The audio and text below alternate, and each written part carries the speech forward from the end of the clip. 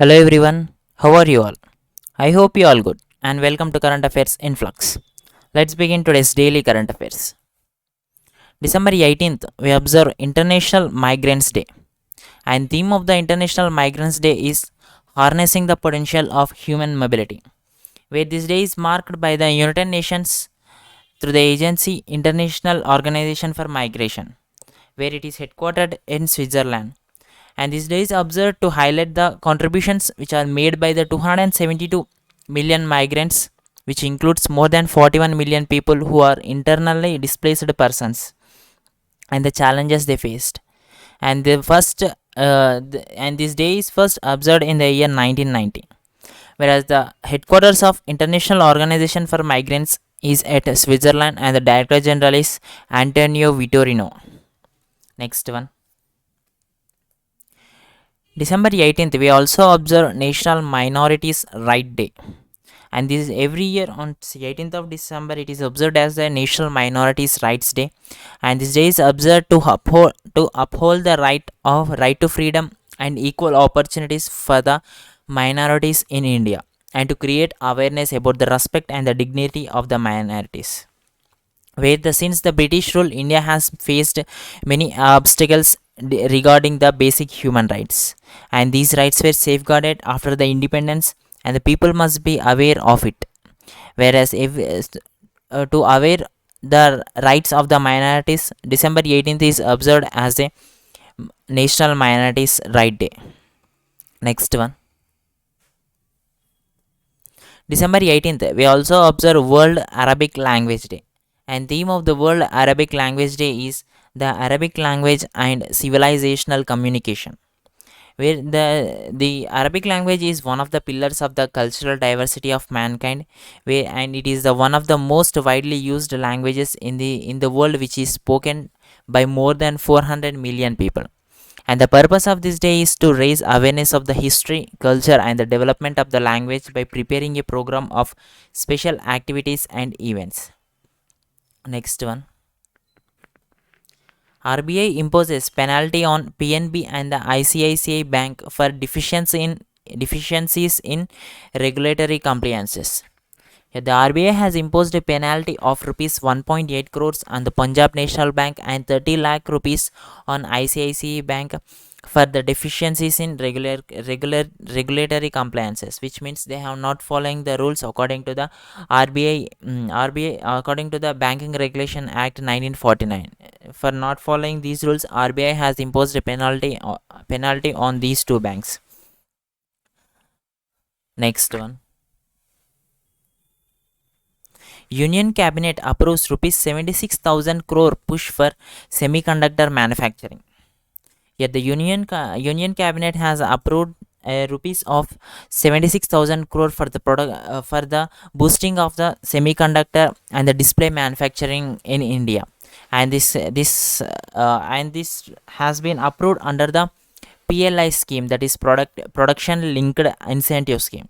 With this, the total amount of the PLI scheme has announced for the electronic sector is about rupees 2.3 lakh crore.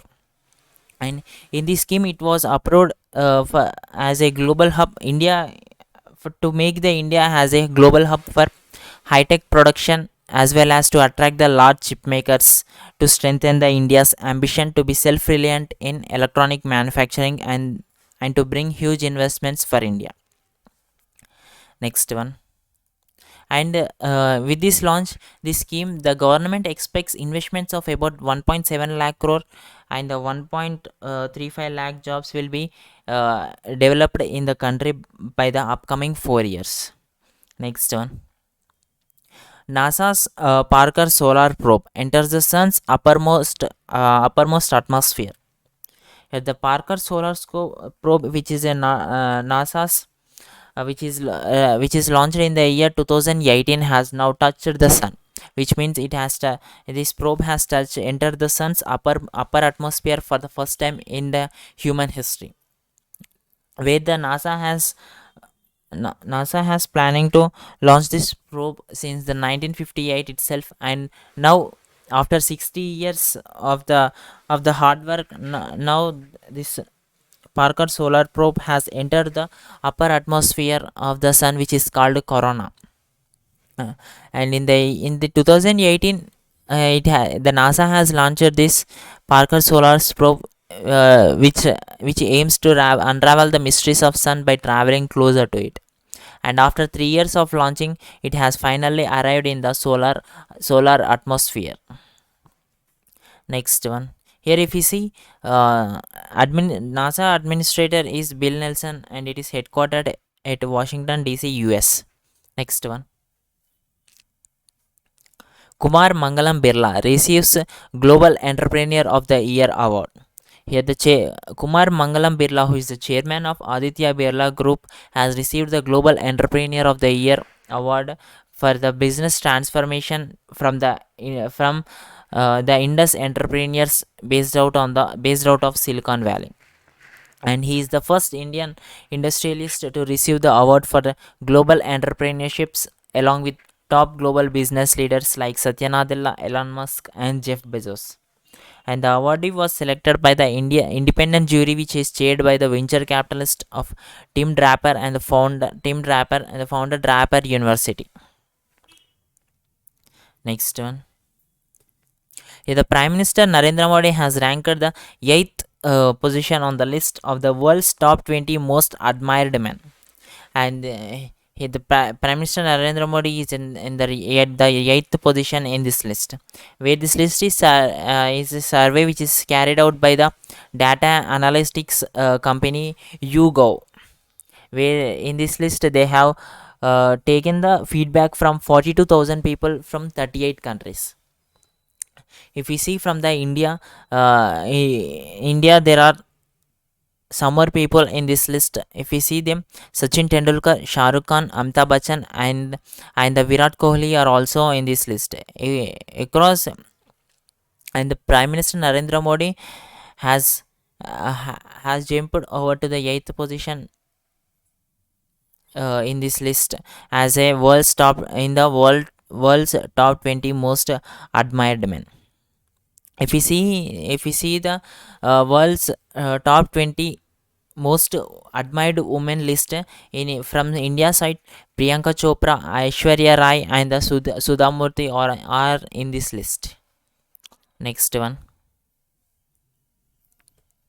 A book titled Rewinding the First 25 Years of Methi, authored by S.S. Oberoi.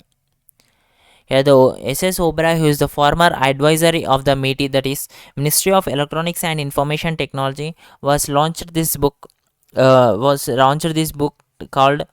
Rewinding of the first 25 years of MeitY. And this book is launched by Ajay Prakash Shavne, who is the secretary of the MeitY. Where this book consists of the life experience and the challenges of the workings he was faced as an advisor under the Ministry of Electronics and Information Technology, and he was the first head of the software development agency and the first advisor of the information technology. Next one. Sports Minister Anurag Thakur inaugurates the first Khelo India Women's Hockey League. Here, the Anurag Thakur, who is the Union Sports Minister, has inaugurated the first ever national level Khelo India Women's Hockey League at Major Dhyan Chand National Stadium in New Delhi.